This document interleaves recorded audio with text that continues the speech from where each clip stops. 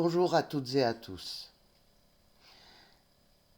Lorsque j'ai publié la première vidéo de ce que j'espère être une chaîne qui vous plaira, j'ai tout simplement prise dans l'urgence par rapport à la loi sur l'aide active à mourir, oublié de me présenter.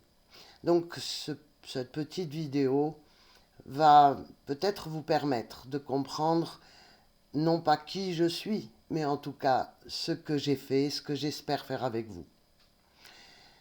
Je m'appelle Françoise Dincuff, je suis mère, grand-mère, et j'ai exercé en tant que médecin psychothérapeute pendant des années.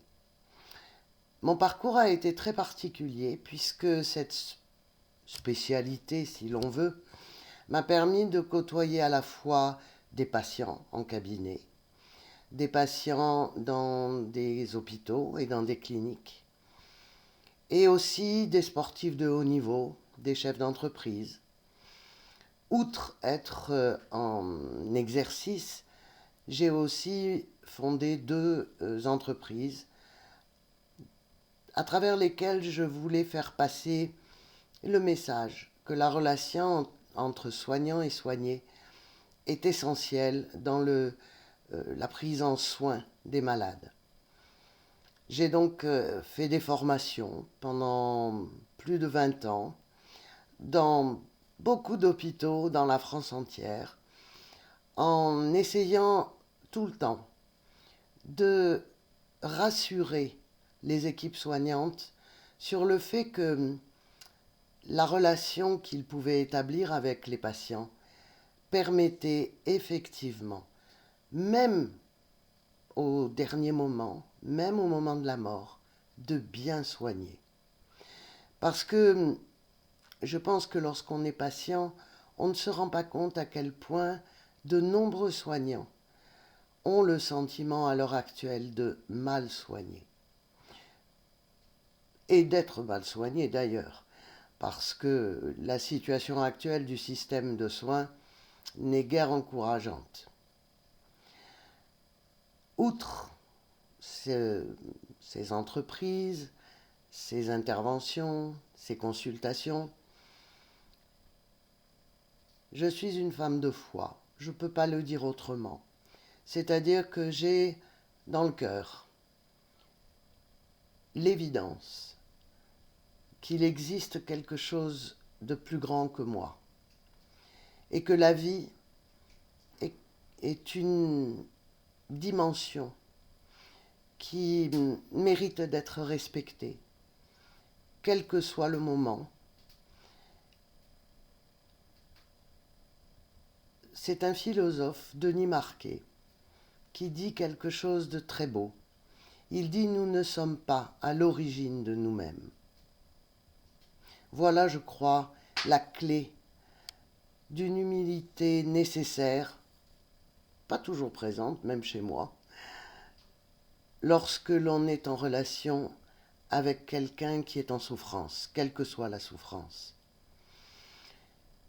Accompagner, c'est tenir la main.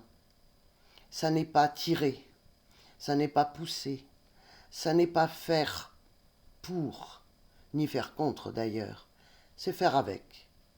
Et surtout, se caler sur le rythme de la personne que l'on accompagne. Nous ne savons pas mieux qu'elle. Et ce que nous savons d'elle, c'est parce qu'elle nous l'a dit ou montré. Et que ce respect absolu dans la relation de qui est l'autre passe aussi par le respect de qui nous sommes. Je précise que je n'ai jamais eu de conflit d'intérêts. Je n'ai pratiquement pas prescrit, sauf dans le cadre des soins palliatifs, puisque j'ai exercé pendant plus de 15 ans dans un service d'oncologie et de soins palliatifs. Et que pour moi, traiter n'est pas soigner.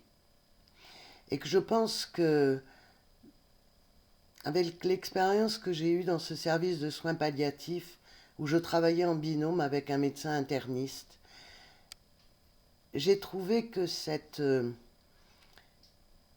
alliance entre un médecin, je dirais classique, et un médecin qui s'occupait plutôt de la dimension relationnelle, avait chez le patient un grand pouvoir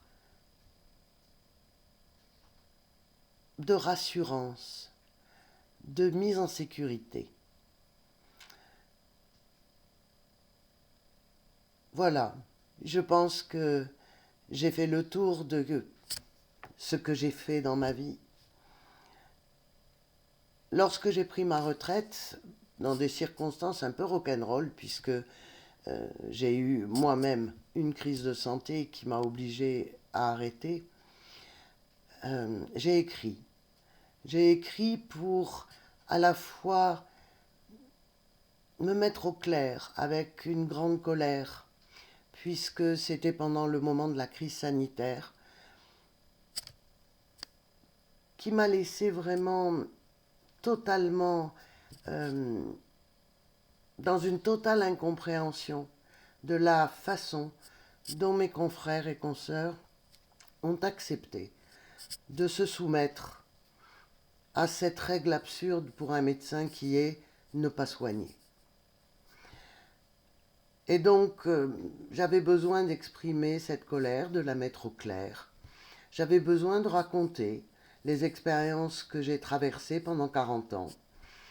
Et j'avais aussi besoin de laisser un message d'espoir en disant que nous avons tout ce qu'il nous faut.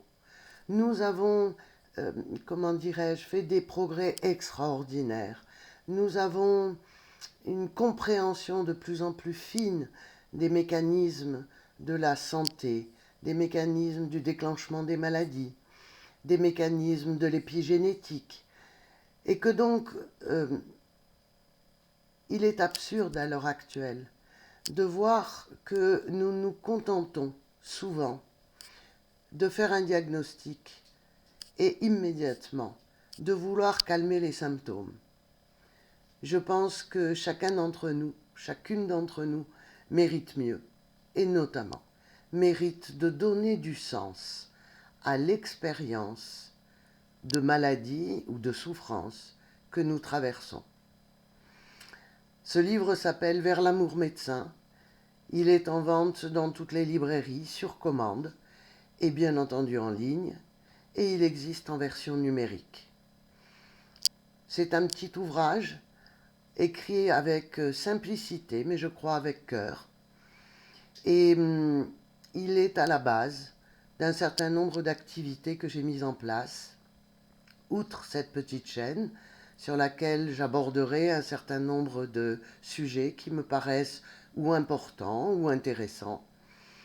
Et puis j'ai mis en place une petite causerie tous les mois, ouverte à tous ceux et celles qui ont envie de venir, autour des thèmes de la santé, bien entendu, et où nous échangeons avec des personnes qui ont des ressources différentes des miennes. Ça peut être un médecin généraliste, un naturopathe, des herboristes, des gens qui sont spécialisés dans des techniques corporelles, de telle sorte que je me suis rendu compte que même dans cette petite ville au centre de la Bretagne, nous avions de multiples compétences et de multiples ressources pour que peu à peu, nous puissions être en santé, ensemble. Voilà, je vous dis au revoir pour ce soir et à très très bientôt. Et bien sûr, si vous aimez cette chaîne, si vous aimez ces vidéos, je vous invite à lever le petit pouce et à vous abonner, de telle sorte que nous puissions cheminer ensemble pendant un petit moment. À très bientôt. Au revoir.